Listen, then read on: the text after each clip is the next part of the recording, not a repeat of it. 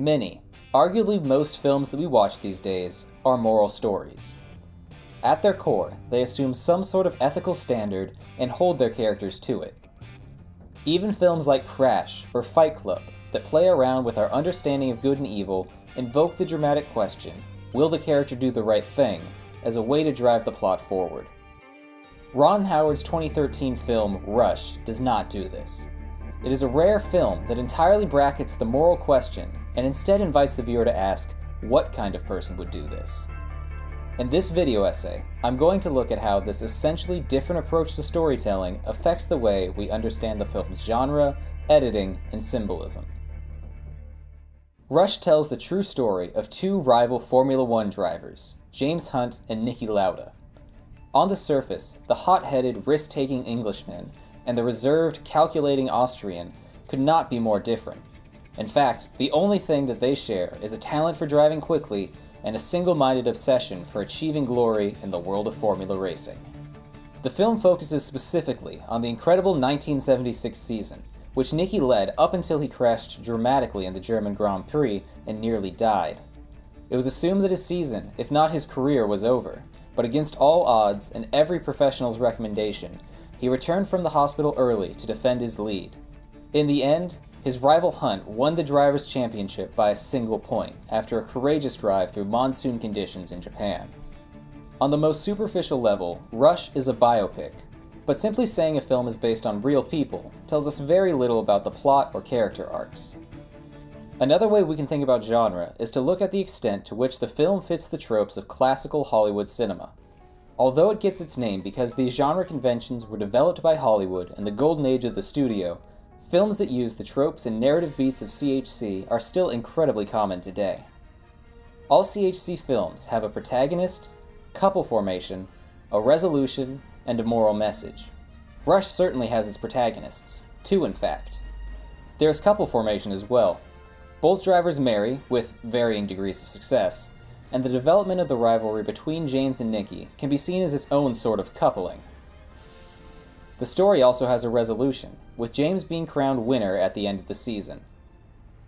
The one thing that this story lacks is a clear moral message, and the opening narration from Niki Lauda makes that abundantly clear. 25 drivers start every season in Formula One. And each year, 2 of us die. What kind of person does a job like this? Not normal men for sure. Rebels, lunatics, dreamers. People who are desperate to make a mark and are prepared to die trying. Even before the first character is named, we are told that this is not a story about normal people. This is a tale about gladiators, legends in the making who have already decided that risking a fiery death for a shot at glory is a good idea. We are not suffered to expect the next 123 minutes will tell us anything about how to live our own lives. As James later tells his wife, "Don't go to men who are willing to kill themselves driving in circles looking for normality." This film is about two men who are exceptions in every sense of the word, and watching it will be our chance to see them do what they do best. In this sense, the film is paramoral, because it invites us to suspend our judgment about its characters and enter into their world on their own terms. This makes Rush definitively different from any CHC films, which would try to offer a moral judgment. Moreover, it separates it from most other sports flicks, which try to leave the viewer with an uplifting sense that underdogs can overcome and the good man can triumph over the strong. On the contrary, instead of showing Niki's return after his traumatic injury as heroic, it presents the feat as borderline neurotic. In this sense, Rush is most similar to other character dramas, like Whiplash, Black Swan, or The Prestige. The fact that Niki and James are special people living in a special world is central to the story of Rush, and the film, which won a BAFTA for Best Editing, uses a number of clever techniques to remind us of that fact. The film routinely employs frames within frames as a way to reinforce the fact that we are viewers watching events unfold before us in this dangerous and beautiful world. This is done with cameras in press conferences, montages that transform people into posters, and interjecting pieces of footage from real races on TV screens. This last technique is used most effectively in a montage that recaps the deaths that have occurred in recent F1 seasons.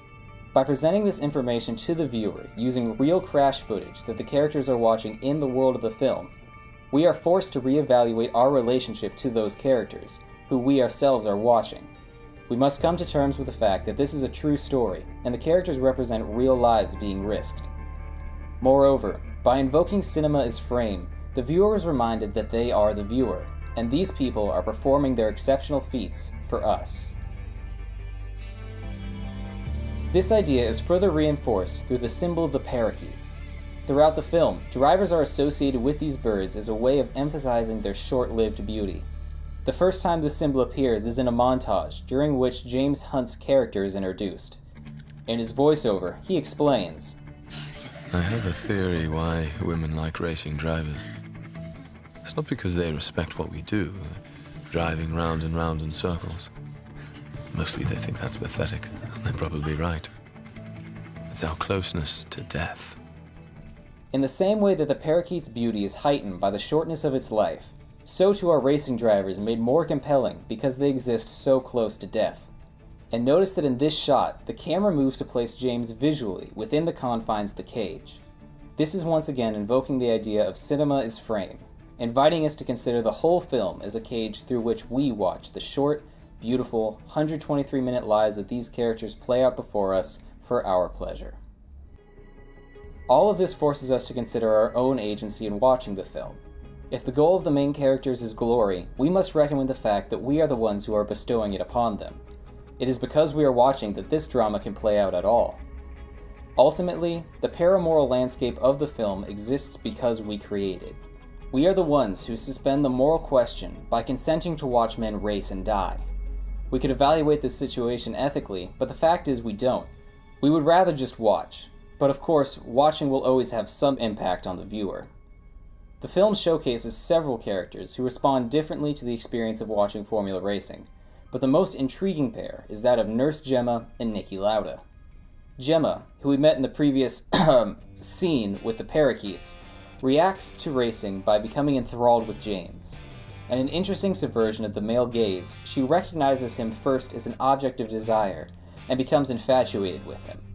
Despite being physically involved with James, she only ever watches racing from a distance, emphatically supportive, but only as an observer. Interestingly, Gemma is the character through which we are introduced to the world of Formula Racing. She's the first non-racer with lines, and we later have the rules of the world explained to us by listening to James explain them to her. This suggests that Gemma's interaction with racing is a mirror of our own. We too become infatuated from a distance, falling in love with the almost sexual allure of the sport without ever entering into the special world of the watched. This sets up Niki Lauda's response as the exceptional one. While Niki is in the hospital recovering from the wounds of his accident, we see him watching James continue to race.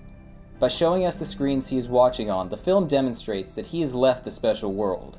But instead of being satisfied with merely watching, this only serves to motivate Niki to get back onto the track.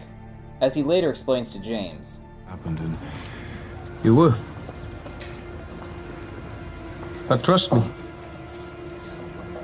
watching you win those races while I was fighting for my life, you were equally responsible for getting me back in the car. this is in my opinion the most fascinating moment in the film, because in it, Niki is forced to reckon with the decisions he has made. He is expected to stay out of racing and continue his recovery, but against the wishes of many people, including his wife, he insists on returning to the world of Formula Racing and continuing his pursuit of glory.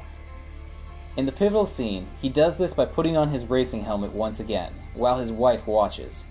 In a shock that is packed to the brim with meaning, he slides his helmet over his bandaged face, leaving his wife in the background, watching, but obscured by the visor. In this shot, we see that within every other frame of the film, there has been one additional frame, that of the racing helmet itself. This is the driver's birdcage, the thing that ultimately separates them from the normal world, and places them in the paramoral realm that is occupied only by parakeets and racing drivers. By putting the helmet back on, Niki has done what neither us, nor Nurse Gemma, nor his wife could do: return to the dangerous and beautiful world of racing, for better or for worse.